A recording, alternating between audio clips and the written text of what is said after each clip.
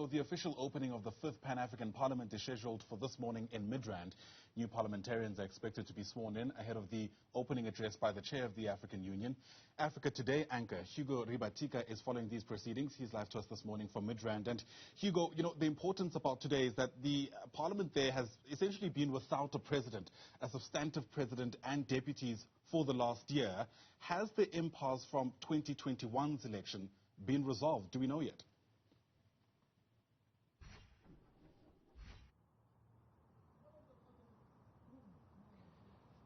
Good morning, Ayanda. Good to speak to you from what is a very, very chilly Midrand Pan-African Parliament. No, we're not entirely sure if that matter has actually been resolved. But what we do know is that the East African Caucus, which covers East Africa, West Africa and Central Africa, still insists on voting in their own member to the presidency. Now, they're fighting essentially against North Africa, who are backing Southern Africa for that position. However, we do understand that Musa Faki Mohammed, who's chairperson of the African Union Commission, did write a letter to the Pan-African Parliament instructing or advising them that based on a meeting that was had by the AU in October of, in fact in February of this year rather, that they were under instruction to go ahead and allow for the voting of Southern African candidate. But in response, the East African Caucus has argued that the Pan-African Parliament is an independent body and that AU has no jurisdiction over it. So from all intents and purposes, it does appear that there could be an impasse yet again. But all of that will unfold tomorrow when the elections do take place. But what is also important to highlight, Ayanda, if I may, I'm just going to step out of shot a little bit and allow Senzo to focus on the two banners that you probably can see right now in the background. Now, we have Fortune Charumbira, who is an senator from Zimbabwe, and he's vying for that presidential position. But the issue now is that Honorable Yerema Chihana from Malawi has thrown the cat amongst the pigeons, so to speak.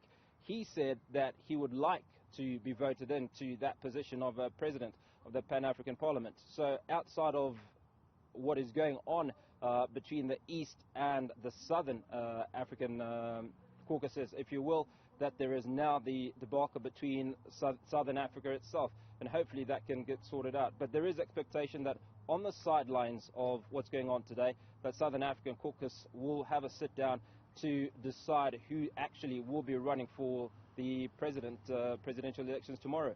Fascinating.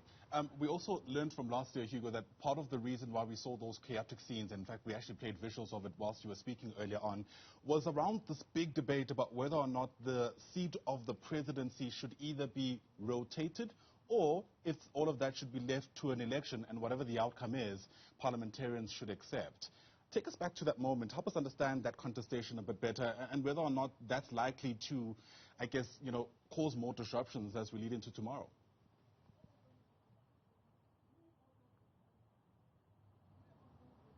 Well, Ayana, you're absolutely right, and as I said earlier, that is the point of contestation. Whether it should all be rotated, that is the presidency of the Pan-African Parliament. And the argument coming in from the East African Caucus is that it shouldn't, that they should just go to a vote and vote whoever they like into that office, if you will. And the argument, obviously, from the Southern African Caucus is that they have not had the opportunity to be president of the Pan-African Parliament, and they would like their opportunity. They feel that their time is now. Now, again, the East African Caucus is arguing that the elections should go ahead as per normal, and then allow those that are elected into office tomorrow to then decide whether or not it should go via rotation or based on a vote. Hugo Ribatika is the Africa Today anchor, and he's live to us from Midrand for much of the day. Hopefully we won't be seeing those chaotic scenes that characterized those gatherings last year. Hugo, for now, thanks very much indeed.